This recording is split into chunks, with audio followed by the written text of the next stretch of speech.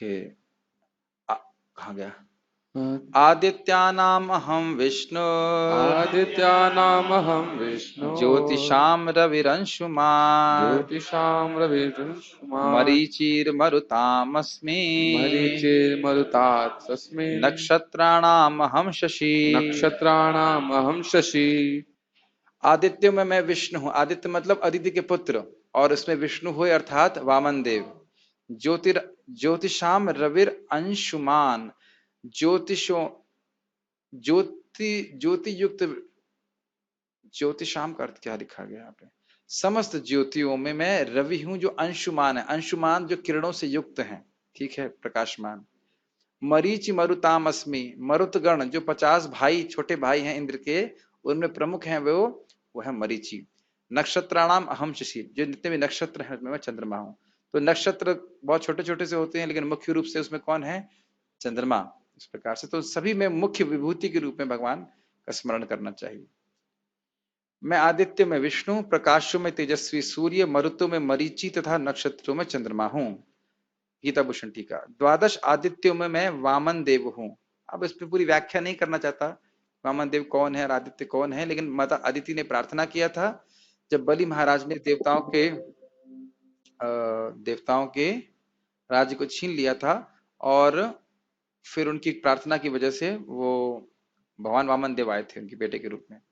प्रकाशमान वस्तुओं में मैं सूर्य हूं जिसकी किरणें पूरे ब्रह्मांड में व्याप्त हैं। स्पष्ट है।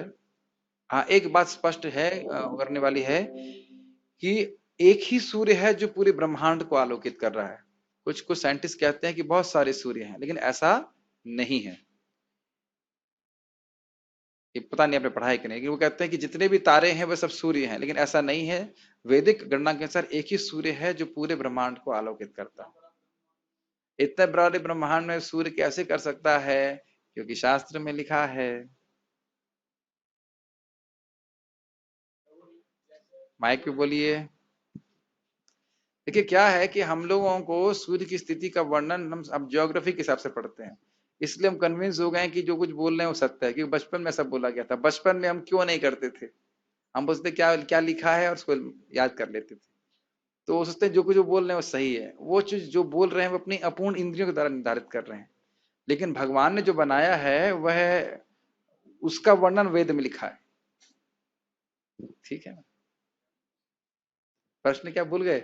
प्रश्न है प्रभु जी, जैसे सूर्य सुबह उगता है, सूर्य उगता है, हाँ तो उगता है, फिर हाँ।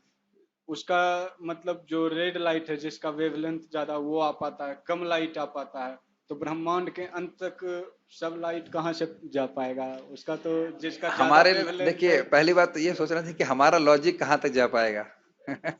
हमारा युक्ति और लॉजिक का कोई इतना ज्यादा बात नहीं है।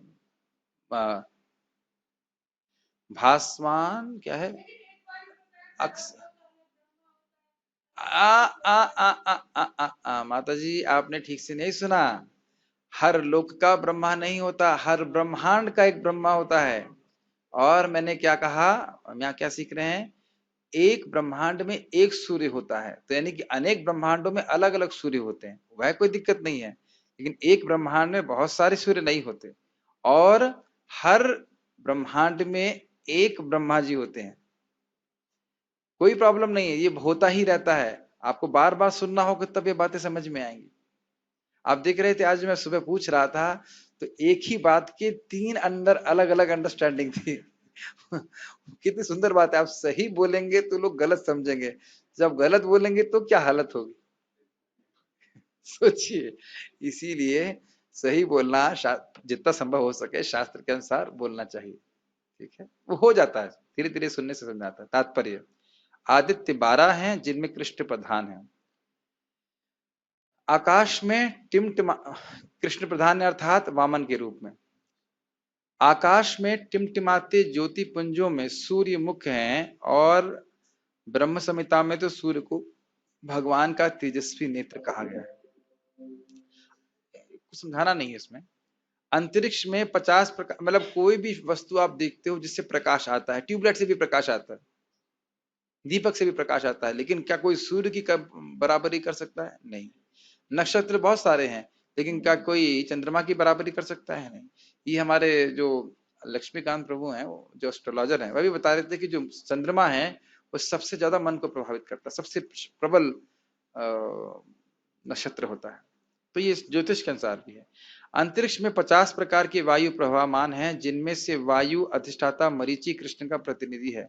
अब आप कहेंगे प्रभु जी हमने तो सुना है कि अंतरिक्ष में वैक्यूम है, तो वो आप जो सुने हैं वो साइंटिस्ट की बात सुने हैं, वेद भगवत गीता की बात अलग है। नक्षत्रों में रात्रि के समय चंद्रमा सर्वप्रमुख नक्षत्र है, अतः वह कृष्ण का प्रतिनिधि है। कुछ समझाना नहीं, स्पष्ट है। इस श्लोक से प्रतीत होता है कि चंद्रमा एक नक्षत्र है, अतः आकाश में टिमटिमाने वाले तारे भी सूर्य प्रकाश को परिवर्तित करते हैं। परिवर्तित करते हैं मतलब रिफ्लेक्ट करते हैं। वैदिक वांग्मय में ब्रह्मांड के अंतर्गत अनेक सूर्यों के सिद्धांत की स्वीकृति प्राप्त नहीं है। सूर्य एक है और सूर्य के प्रकाश से चंद्रमा प्रकाशित है तथा अन्य नक्षत्र भी। स्पष्ट है? ये समझ में आ रहा है क्यों बोल रहे हैं प्रभुपाद जी? हम यह सुनते हैं कि चंद्रमा सूर्य के प्रकाश को परावर्तित करता है, यस। तो कह रहे हैं चंद्रमा सभी नक्षत्रों में है। तो प्रभुपाद इसी बात को लेकर समझा रहे हैं कि जिस प्रकार से चंद्रमा सूर्य के प्रकाश को दे रहा है, उसी प्रकार से अन्य तारे भी, वो भी अन्य अन्य नक्षत्र भी सूर्य के प्रकाश को ही रिफ्लेक्ट कर रहे हैं, इसलिए टिम टिम टिम टिम कर रहे हैं। उनका अपनी कोई ज्योति नहीं है। क्योंकि भगवत गीता से सूचित होता है कि चंद्रमा नक्षत्र है, अतः टिमटिमाते तारे सूर्य ना होकर चंद्रमा के सदृश हैं। ये समझाया मैंने भी। प्रश्न ये है कि ये अनेक ब्रह्मांड में अनेक सूर्य हैं कि एक सूर्य है?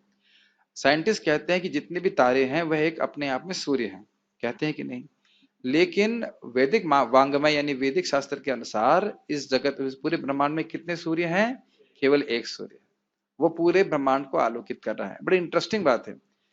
जब प्रलय होती है, नैमित्तिक प्रलय, तो सूर्य और चंद्रमा रहते हैं लेकिन वे पीछे चले जाते हैं, उनका पूरा अंधकार छा जाता है। मतलब उनकी जो सूर्य की जो रोशनी है वह इन तीन लोगों को प्रकाशित नहीं करती है।